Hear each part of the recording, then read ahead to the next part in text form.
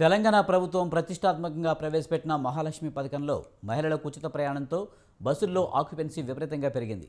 మహిళలకు జీరో టికెట్లు ఇస్తుండటంతో ఆదాయం వచ్చినట్లు ఆర్టీసీ లెక్కల్లో కనిపిస్తుంది. కానీ రాష్ట్ర ప్రభుత్వం ఆ ఛార్జీల సొమ్మును విడుదల చేయకపోవడంతో బాకీలు ఫుల్గానే ఉన్నాయి.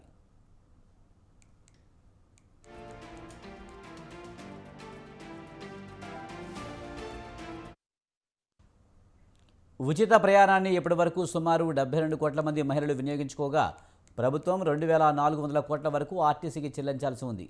ఈ నిధులు అందక కొత్త బస్సులు కొనుగోలు, బస్ స్టేషన్ల మరమ్మతులు నిలిచిపోయాయి. ఈ పథకానికి రోజుకు 10 కోట్లకు పైగా ఆర్టీసీ ఖర్చు చేస్తుంది. మరోవైపు రోజుకు ఒక్కో డిపో నుంచి లక్ష అదనంగా ఆదాయం లక్ష్యంగా పనిచేయాలనే ఆదేశాలతో ఆర్టీసీ కార్మికులు సతమతమవుతున్నారు.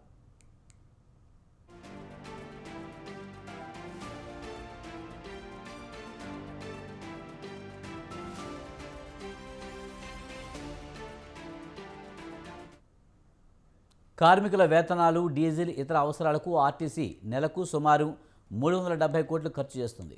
కానీ వచ్చే 310 కోట్ల ఆదాయం చాలకపోవడంతో ఆర్టీసీ అధికారులు బ్యాంకులపై ఆధారపడుతున్నారు.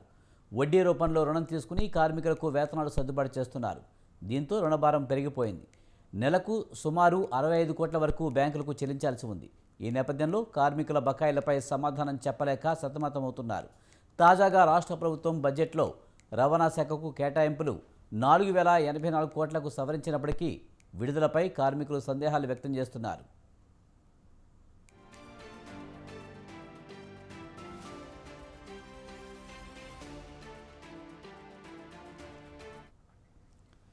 పీఆర్సీ బాండ్ల బకాయిలు, రిటైర్డ్ కార్మికులకు ఆర్థిక ప్రయోజనాలు అందించలేక ఆర్టీసీ సతమతమవుతుంది.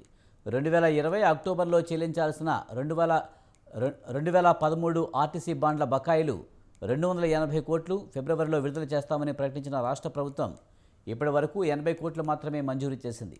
అలాగే 2017 పీఆర్సీ బకాయిలు సుమారు 418 కోట్ల చెల్లింపుపై స్పష్టత లేకపోవడంపై కార్మికులు ఆందోళన చెందుతున్నారు. వారి వేతనాల నుంచి మినహాయించిన సుమారు 3850 కోట్లకు పైగా సొమ్మును ఆర్టీసీ దారి మళ్లించినట్లు ఫిర్యాదులు ఉన్నాయి. రవాణా శాఖకు వాహనాల పన్ను రూపంలో సుమారు 692 కోట్లు ఆర్టీసీ బకాయిలు ఉన్నాయి.